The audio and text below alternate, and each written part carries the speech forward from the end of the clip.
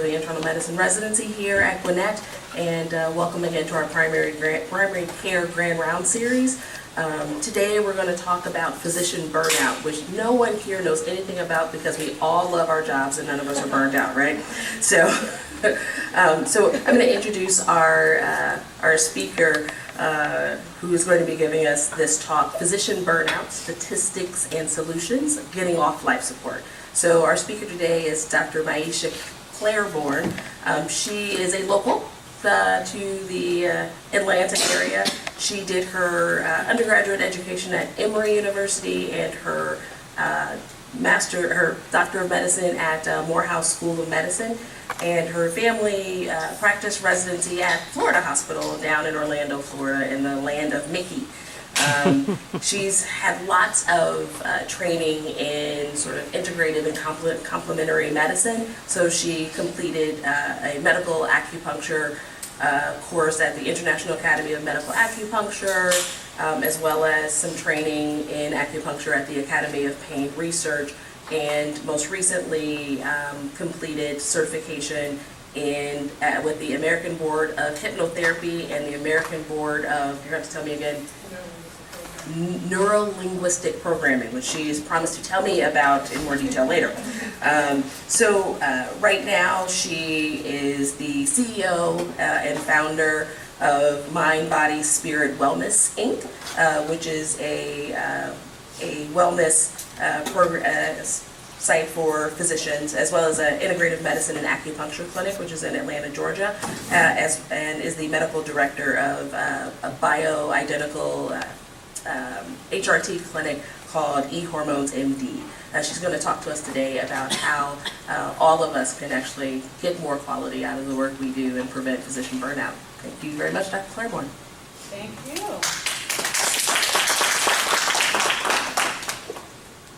All right, get this microphone going here. Can you hear me?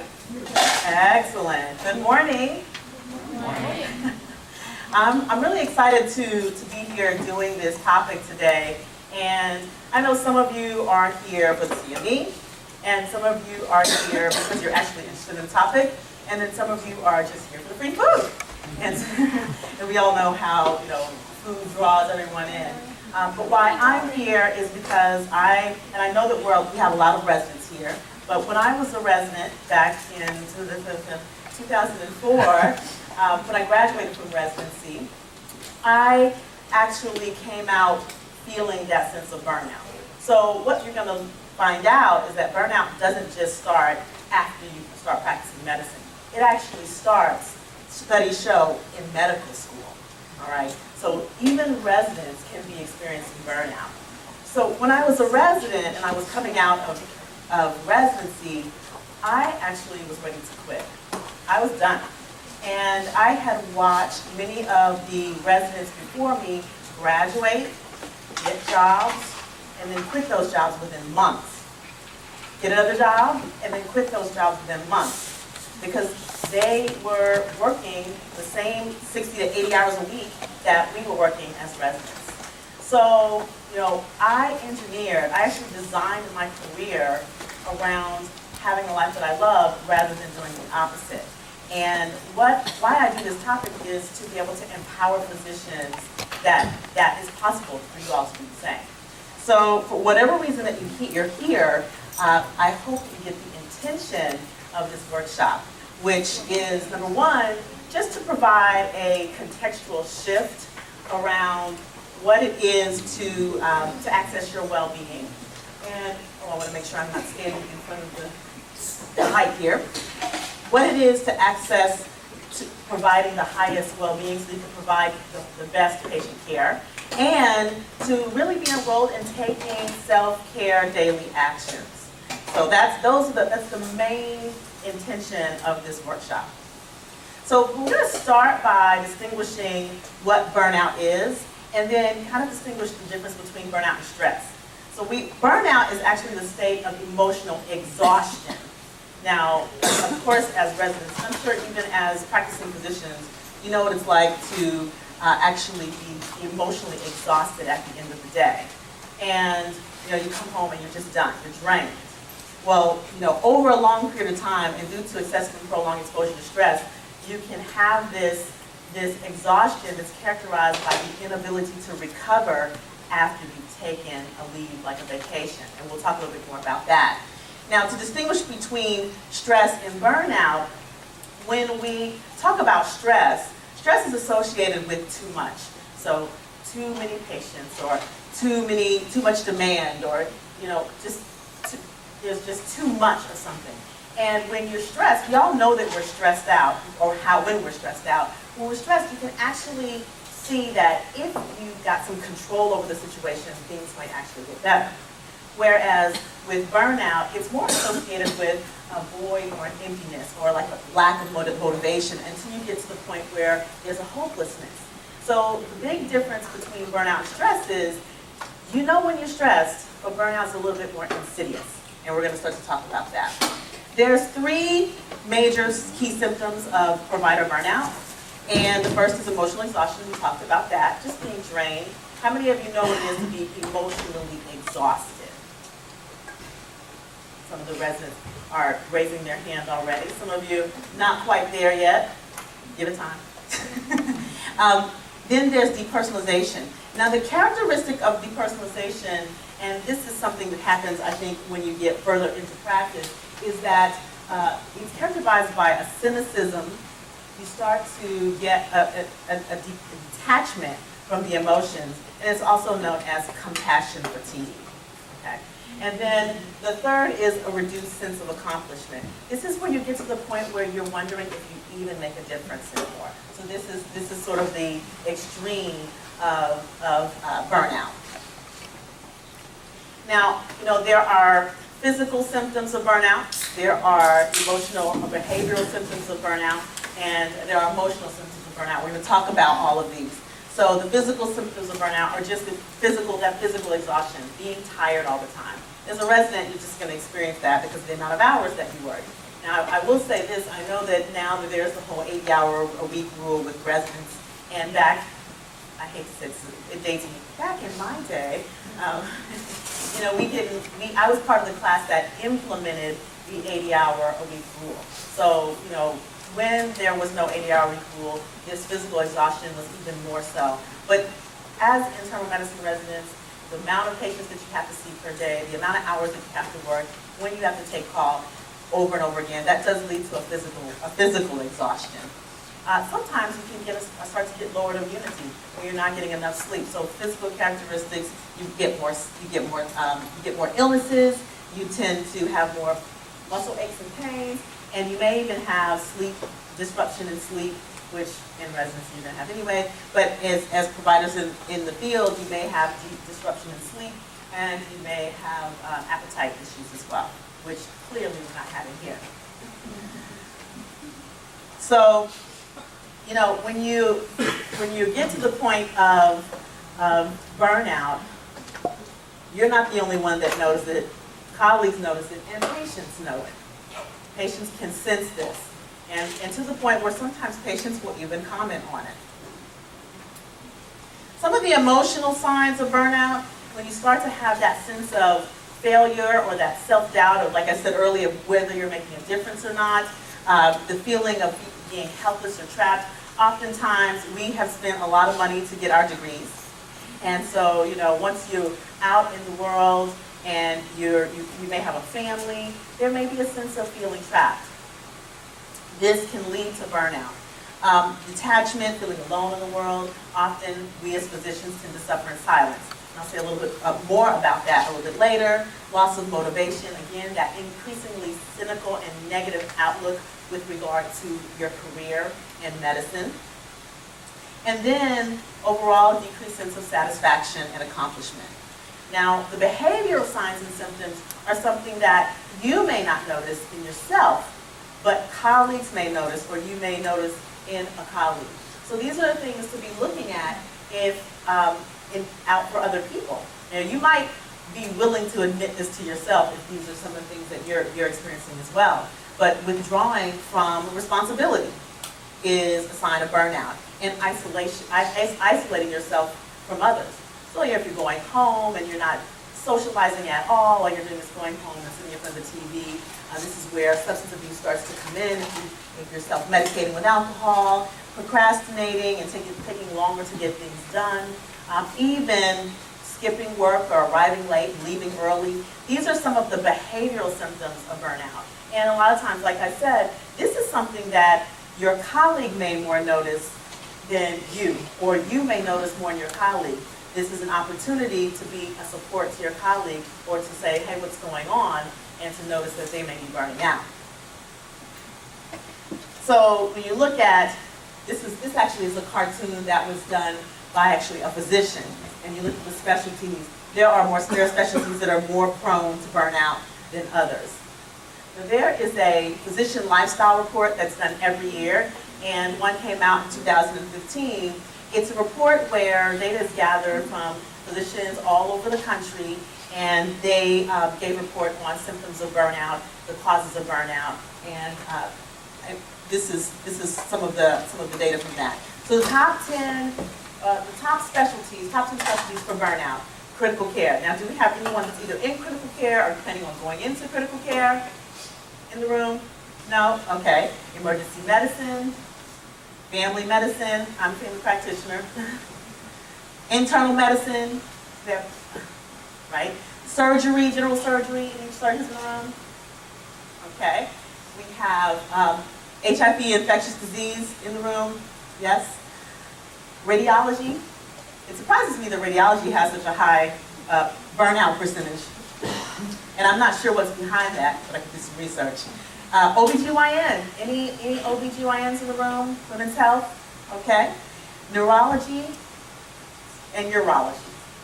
Now, in the last time I did this talk, someone commented, like, these are really high percentages. And they are. And it's surprising how many people exhibit at least 1 or 2 or 3 symptoms of burnout. But to be able to distinguish it early on is to be able to prevent it. We talk about prevention in our patients. This is about prevention for us. So what are some of the causes of burnout? So the first and the top on the list is the bureaucracy of medicine. So how many deal with the bureaucracy of medicine?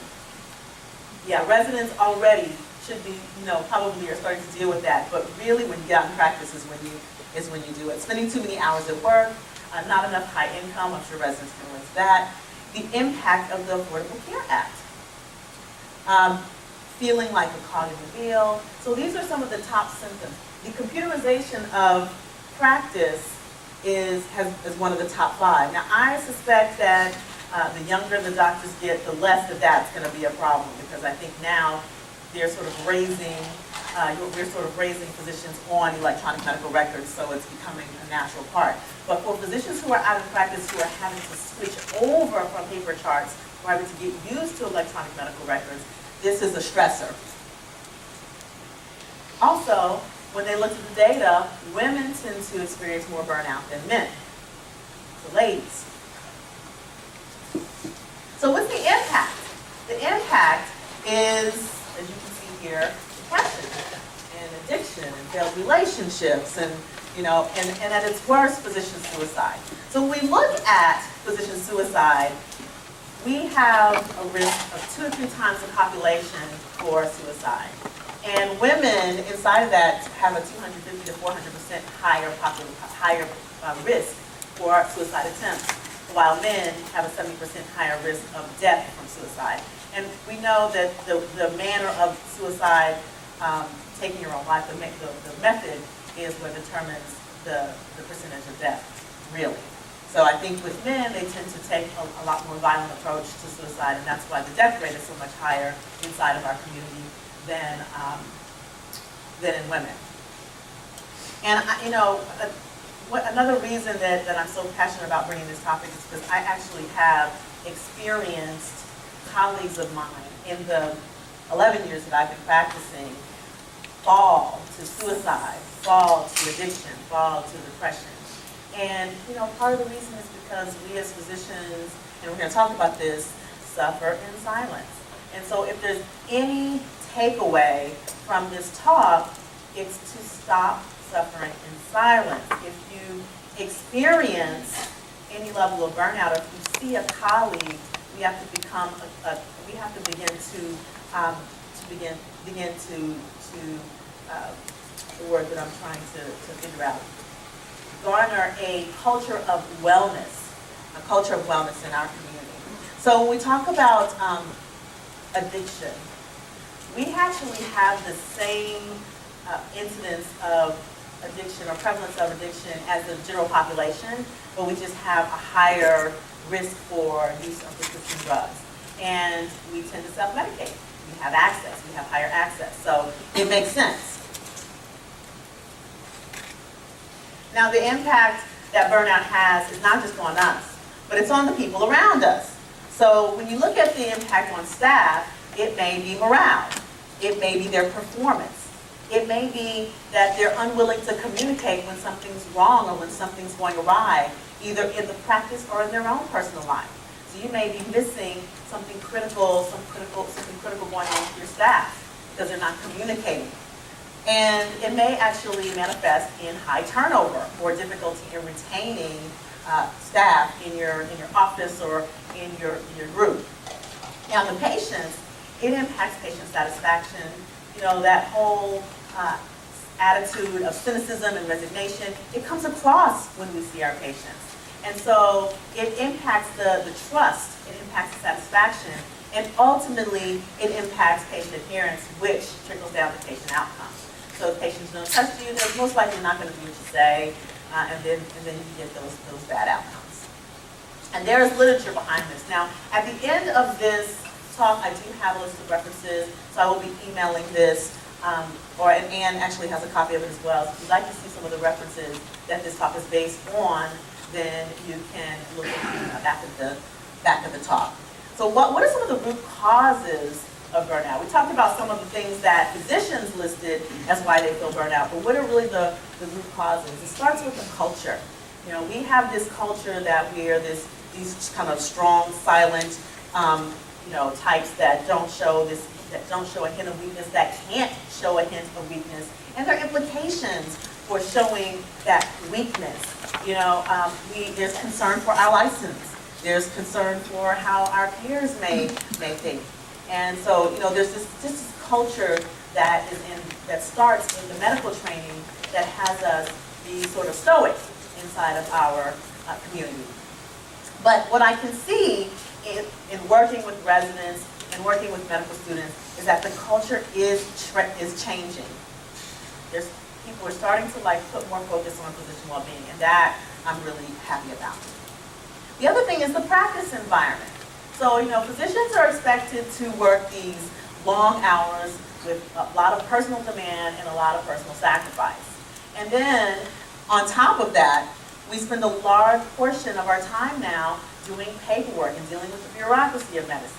So earlier, I talked about one of the top reasons that physicians report burnout is because of that bureaucracy in medicine.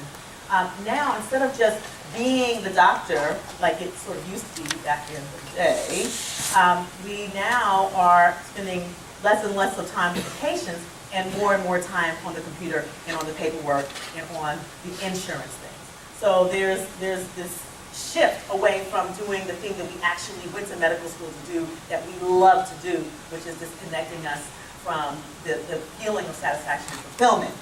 And then there's this highly litigious society that we live in. And how many of you heard the commercials? If you woke up this morning and went to the doctor, you may be eligible for a large cash settlement. So, you just have to wake up in the morning and you can possibly get sued. So that's sort of the world we live in. And now there's this culture of CYA. And if you don't know what CYA is, see me after the talk. But it's, cover yourself medicine. And that doesn't bode well when we're trying to do the best that we can for our patients. So this is another root cause. And then one of the biggest causes is the refusal to seek help. And again, I repeat this, it's because we suffer in silence. It's because there are implications to admitting that there's something wrong. We think that we should just be able to get over it. We think that we can treat ourselves. So this And then that's who ends up, moving on to depression and moving on to self-medication, either with actual prescription meds or with alcohol or with use of drugs. But here's the thing. We have to, again, begin to shift that culture ourselves. We have the opportunity to change the culture and change the stigma that is around burnout and depression and anxiety within our community. And it's understandable. There's the fear that the depression diagnosis can hurt our license. And I know in the past that there has been some actual implications for the board. I have a colleague that when I was in residency, he was an intern and I was the second year, and in applying for his medical license in Florida, they asked the questions, have you ever been diagnosed with any mental illness, depression, or such? And he answered honestly as a yes. And they actually held his license until he got a particular amount of counseling. Now this diagnosis was years ago, and still he was impacted. So we can understand why physicians don't want to say anything, because it impacts our livelihood. But again, we have the power to change that culture. So when we suffer in silence and we burn out, we fall. So here are some warning signs that you may be heading towards burnout. These are all things that you may have heard yourself or someone else say. Oh, I just have a high tolerance for stress. How many people have said that? How many people have said that or heard somebody say that? Nobody's admitting to that. Okay. And then, things are just exceptionally chaotic. My practice is exceptionally chaotic. Or I just have disagreements. Me and my boss, we just have value disagreements. Emotional buffering. I seem to always have to be the emotional buffer. What about, my job is constantly interfering with my life or with events? Anybody experience that? Yeah. And then I have no control over my work schedule. How many people experience that? All the residents. I know. You guys are afraid to raise your hands because we have professors in here. Okay, and then I just don't have time to take care of myself. Now I know the residents in here can relate to that. Raise your hand, you can. Great. So let's talk a little bit about preventing burnout. And some of the principles of preventing burnout actually can apply to recovering from burnout as well. But we're talking about prevention here, and this is especially relevant to the residents in the room because some of you may not be there yet, may not be experiencing that. And so this is actually something that you want to start to look at implementing now before you get to that point of burnout. So the first thing is to slow down. You got to take responsibility for your self-care and for your own happiness. How many people in here start the day with a quiet ritual? Is there anyone in here that starts the day with a quiet ritual? Very good. You have one person that does. And so this is a really good way to set the day. It could be something simple. It could be just 5 minutes of just sitting in your car listening to a song that you love, doing some deep breathing. For those of you who like or are into meditation, I start my day out with yoga. That's what I do. Yeah. And so it just sets the tone of the day. Helps you to go into the day more focused and relaxed. Adopt healthy eating and exercise. Who in here actually has time to exercise, or makes time to exercise, I should say? Okay, we got a couple of people in here. So you want to observe healthy eating habits. This actually helps your body function to the optimal way that it's supposed to function. And we tell our patients to exercise and eat healthy, but we need to follow what we preach. We need to practice what we preach. Now we nourish your creative side.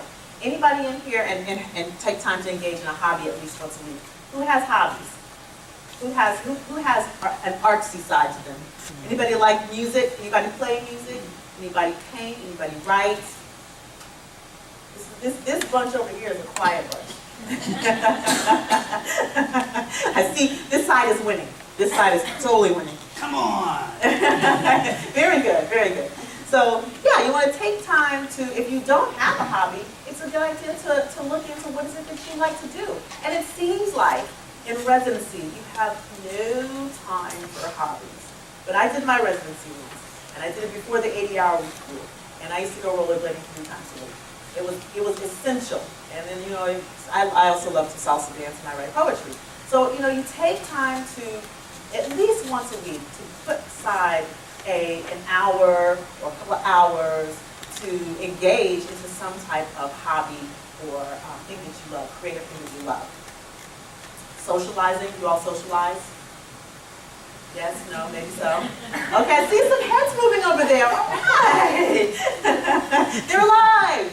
And so, you know, socializing is also a good way to de-stress. We used to have game nights when I was in residency, and I still like to do that, game nights. It's just a good way to like just get together with community and not talk about work and de-stress. And then finally, you want to, well, not finally, but you want to take some vacation. And you know, we're an interesting country. We're a country that works 50 weeks out of the year and takes 2 weeks of vacation. And I've traveled all over the world, and when I've been to, say, New Zealand or Australia, or you know, even people in Europe and the UK, they take like a month vacation at a time, and then they take a month or 2 months even. And so, of course, they come back actually relaxed because they have actually taken time to take care of themselves. It's the same thing with maternity leave. Where, you know, other countries, they actually mandate 1 year off for maternity leave when, you know, we have maybe 8 weeks. So it's just, we're an interesting culture, and it's an opportunity for us to look at and take lessons from other cultures when it comes to taking free time and vacation. And then we just want to add some humor to our lives. We as physicians can be so significant and serious, you know? And so we want to like take time to laugh every day, add some kind of humor. When I was in residency, we had this saying, you either laugh or you cry. And so we just chose to laugh a lot. We were a very silly bunch. And so I encourage you to add that humor into your life. And for those who are on the webcast, you know, the same to you. Burnout principle number 2 is get support. You know, so coaching or counseling services have definitely been shown in literature to be helpful in helping to physicians to balance their lives, to be able to set boundaries, and really to cope with challenging situations in a healthy manner. And then building a culture of wellness. This is what I was talking about a little bit earlier. You want to cultivate a culture of wellness. And this is something that like your residency directors can do, or department directors can do, and even you as a class can start to cultivate that culture of wellness inside of medicine. So it's encouraging honest discussions. It's working together to create solutions. It may be something like creating flexible scheduling and even attending some physician retreats that are being created these days. And then the third principle is to really evaluate your priorities and goals. You want to take time, and especially for the young physicians, you want to take time to evaluate what's important to you. Examine your goals. And if you're out in practice, you want to re-examine your goals. And you want to do this ongoing. This is not something you do once in a lifetime. This is something you might do annually or even quarterly. You want to take time to examine and re-examine your goals and make sure that what's important to you is congruent with what your actual actions are. So, you know, when you're experiencing burnout, it really can be an opportunity for you to rediscover what makes you happy and to shift the course if that's necessary. So we talked about, you know, overall solutions. Here are some other creative solutions. There are physician trainings in mindfulness and meditation. There are a lot of studies about transcendental meditation and that improving focus and reducing anxiety and stress and insomnia. There are physician retreats on restoring balance that are out there, as I spoke about earlier. And then there's personal coaching programs out there that are starting to pop up for physicians now. And, you know, I'm going to say a little bit more about this, but, you know, personal physician coaching prevents burnout, helps with recovery from burnout, helps to restore balance, and then really for those physicians who have been practicing for a long time or who have completely decided that they're no longer willing to be in this industry, it actually can help people to transition out of clinical practice and into other areas where they can leverage and use their expertise. So just to say a little bit more about coaching, what coaching is, it is actually a partnership between the coach and the client, in this case the coach and the physician, that it facilitates whatever goal that you're setting. So in this case, if it's burnout, then it helps you to align personal values with your professional duties. It helps to focus on your strengths in dealing with challenging situations at work or at home. Because like I said earlier, burnout may not just be impacting yourself, but impacts the people around you, and that includes your family, if any of you have children. So it impacts just your friendships, your spousal relationships. So, you know, it does have an impact on the people around you. Coaching questions thought patterns and belief systems that may contribute to stressors, therefore shifting the context of perceived negative situations. So when you are in this cycle of cynicism and resignation, then the negative thought cycles. It creates a vicious cycle. And so what a coach does is it helps to shift that context, you to see things differently and see solutions that you may not have been able to see before, just being in that vicious cycle of negative thought. And then finally, a coach can be a supportive sounding board, if nothing else. And so what happens is when you have a coach, you get this increased self-awareness, like I said earlier, of your values, of what makes you happy, and even you get present to what stage or level of burnout that you may or may not be in. It builds motivation, and then you get to connect or reconnect to your why. And that's like, why did you go into medicine? If you've been in practice for a while, why are you in medicine now? Like, what motivates you now? What makes you happy now about medicine? And then what is it that you're out to create in the future? Or do you want to stay in this industry? Is there something, how do you want to expand your contribution inside of medicine? So these are types of benefits that happen out of coaching. And finally, through all of that, you come to have an increased sense of accomplishment, satisfaction, and fulfillment. So this is what coaching doesn't do. It doesn't change the external circumstance, rather it sort of bolsters the strength to dealing with that circumstance. So again, we shift the context of the negative thought, and therefore you're able to deal with that circumstance a little bit differently. It also is not psychological counseling or therapy.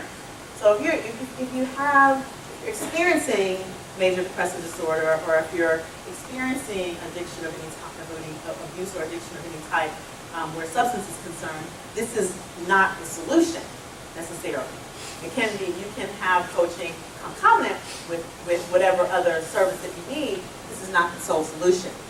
It also requires our willingness, the physician's willingness, to admit that there's a problem or an issue to be worked out.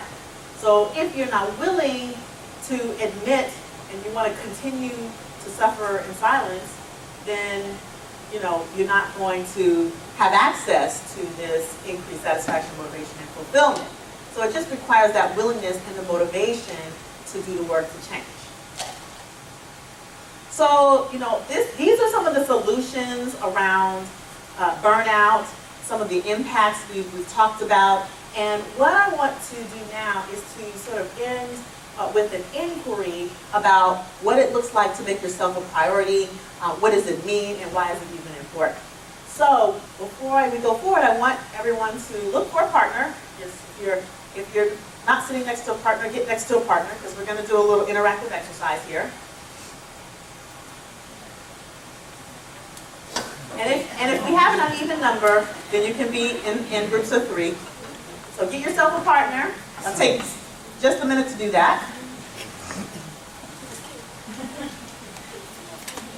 All right, you guys ready? You guys got it? Guys in your partnerships and your groups. And I'm going to get my timer out here. So what we're going to look at is, why did you go into medicine? This is the first question. Why did you go into medicine? So I want you to turn to your partner, 1 minute each, share, start now. And I'll tell you what's the name. Why did I go to medicine? I was really good. I like science. I like people. I like talking.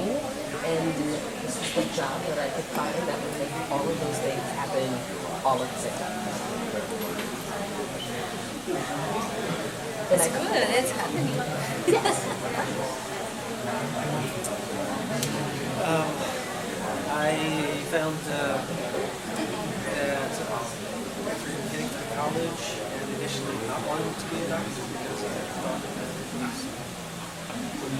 I'd seen how hard my dad worked and I found that I was not really motivated by the things that I know you can see the questions ahead, but don't go ahead just yet. I also enjoyed science, working with people, and realized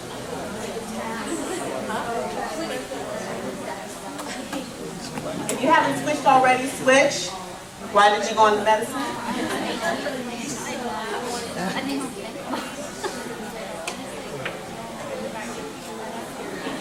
Well, that's a good choice, yeah.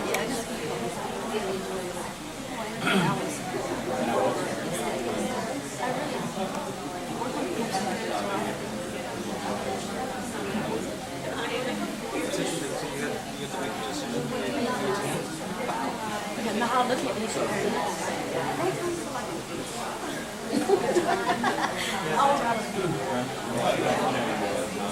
Every time I made the decision at 18, I actually would have still made the same choice.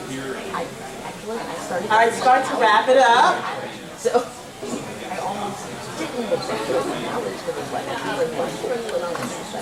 All right, so bring your attention back to the front of the room for just a moment. We're going to go to the next question. What is it, the next couple of questions, what is it like for you now? What do you love about it? So let's talk to your partner, 1 minute each. What do you love about medicine? 1 minute each, just go ahead and go. It's always interesting. There's never a dull day. potentially new or different.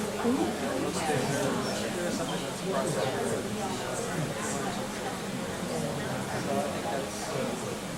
I also like this. I like the positive feedback. Gratitude. Yes.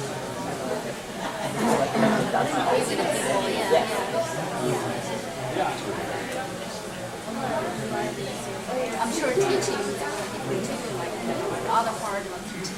I mean, the other part of education. You know, but you still get that, it's still kind of somewhat that gratification where it's like, when you see something in someone who's pathetic, like that's there and it's almost exciting having a patient where If you haven't switched already, go ahead and switch to the other person. What do you love about medicine? Or what you do? We're all very I will say that every year that I hated about medicine, I left and I left my old job. Oh, good, thank you. That was like everything I hated about medicine, I left and I left all this stuff.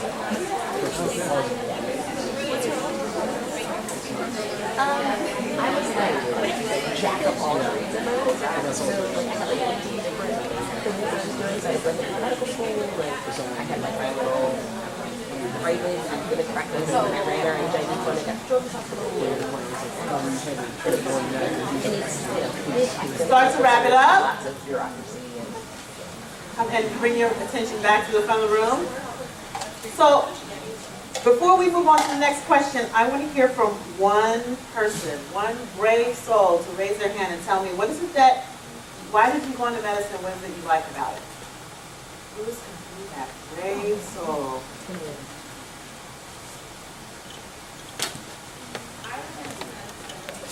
My dad is veterinarian, and I always heard the pet owners tell me how wonderful my dad was, and I wanted to do that. And I love it because as you get to see the change in our business. Thank you for sharing. All right, so we're going to go to the next couple of questions. What are you just tolerating? What are you just tolerating about medicine, and what is it that you really don't like about medicine? Go ahead and share, 1 minute each, go. I'm just tolerating the fact that I have a secretary.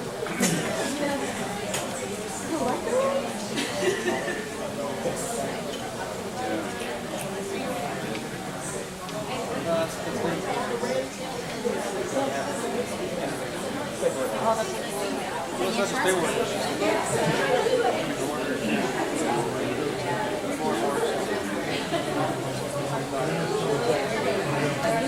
If I'm even okay doing that order, but I want to work for something else. Like, I'm tolerating the redundancy that's inherent in what's here. What about automation, all these insurance companies, control companies? I don't know.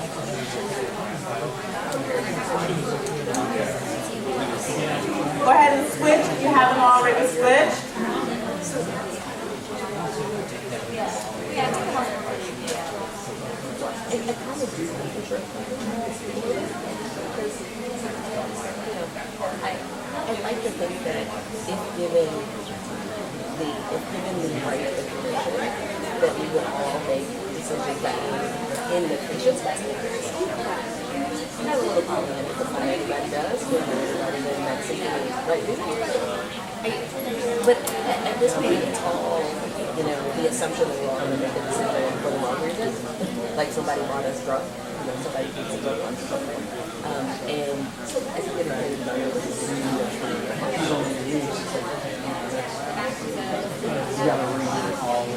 yeah. So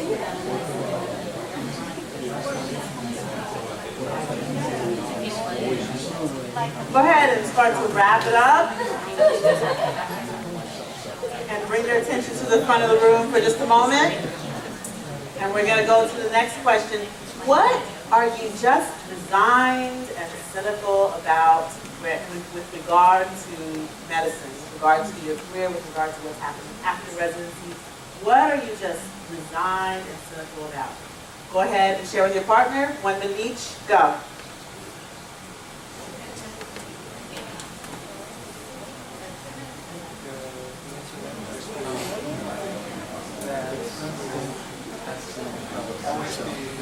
Really do nothing to prove how good our service will always be measured with bullet points and check boxes. We'll always be really good.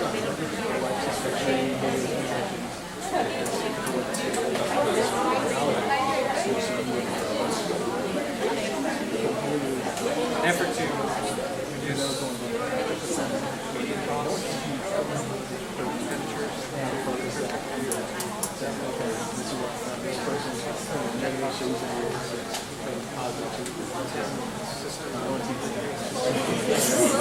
examinate elements of the body, all this mumbo jumbo which has nothing to do with If you haven't switched already, go ahead and switch.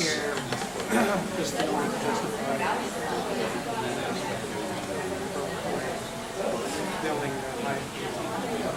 higher care very safe. That kind of stuff. I think that's for us, when we send patients home, you know, as a solving problem, we get coming back. Old patient on the stage. Like the other ladies, like, well, she's acupuncture, like the whole body, the energy flow, and you see what I feel You know, I am designed for the fact that we will continue and fail. But All right, go ahead and start to wrap it up. try to treat social problems. And then bring your attention to the front of the room. Okay, another brave soul. Who would be willing to say what they're just resigned and cynical about? Ah, we have a taker. I think that I'm cynical and resigned about how the policy making so the way we practice medicine is not really dictated by doctors for the most part, but the government and insurance companies. So I find that very frustrating. Yeah. And then as a resident, we're trying to figure out how we can impact it and change policies, but it's a very complicated process and we still have a lot to do. Thank you for sharing that. All right, so this next question is something for you to sort of take home. You know, what do you feel is currently missing in your, and this is a question because you'll have the handout that you'll be able to ponder on even more. And then if you had it all your way, how would it be for you? So this is something to start to develop. Like, what would it be like if you had it all your way? Okay, so this is a take-home question. Now, the last little exercise that I want to do is to really start to have you get present to what's important to you in your life. And to really start to deepen that. And again, this is an exercise that can be deepened at home once you've completed this talk. So if you look at this list, and there may be items that are not on this list that are important to you, but if you look at this list, I want you to take the top 5 most important things, and I want you to share them with your partner. So I'm going to give you 1 minute each to share from that list in order of importance. What is most important to you? 1 minute each, go.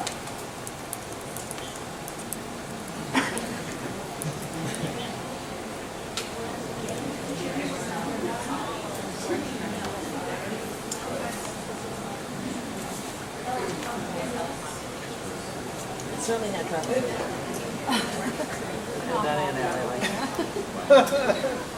not what you've done, that's what Oh, okay. you're gonna find out how screwed up you are because you're not doing it. Oh, no, totally. No, actually, I already know. It's just, you know. Think you know, you haven't filled it out.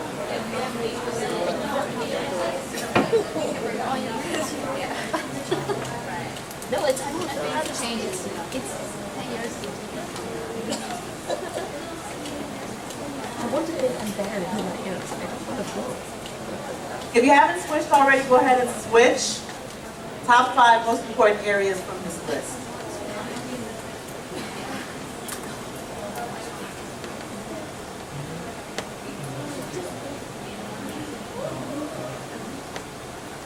Sounds like you all are done very quickly. That's good. You know what's important to you. So we'll go ahead and bring everybody back to the room in a 3rd grade person. Who would be willing to share what their top 5 is? Yes. So number 1 for me is health. I think that spells out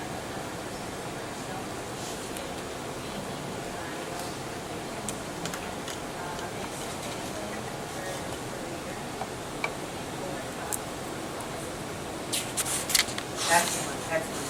Who else would like to share? I'm going to go for this side of the room. You know, this side of the room has been winning. So, who from this side of the room would like to share the top 5?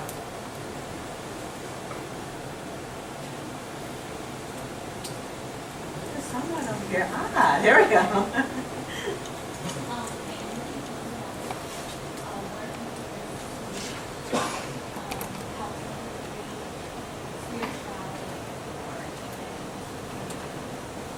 Excellent, excellent. Now, is there anyone in the room where work, career ended up either on number 4, 5, or 5 on the list? Okay. Is there anyone in the room where work and career didn't make the top 5? Yes. All right, all right. Yeah, there's always a few people in the room where work and career either ends up last or doesn't make the top 5. And what there is to do with that information is just to know. It's really an observation to notice what's important to you, and then what are your actions speaking. So if what's important to you is not congruent with the actions that are happening, then that can actually lead you down the path to burnout. And that's what there is to get about that. So especially if you're a resident and you're finding what your priority list is, you start to build your life around what's important to you, and you make your career work with that. So that's the point of that. So, you know, and this is also for the webcast people. I hope that the webcasts are doing this exercise as well. So, you know, in ending this, I just want to leave you with that. You know, you all come to this lecture. You've engaged so wonderfully, and I really appreciate that. And then you go out into the community, and this conversation disappears. So how will you keep this conversation of prevention of burnout alive? This is a conversation that you all can continue to engage in as a program, as colleagues, as departments, as communities. If you're out in the webcast, in your offices, in your practices, in your other hospitals.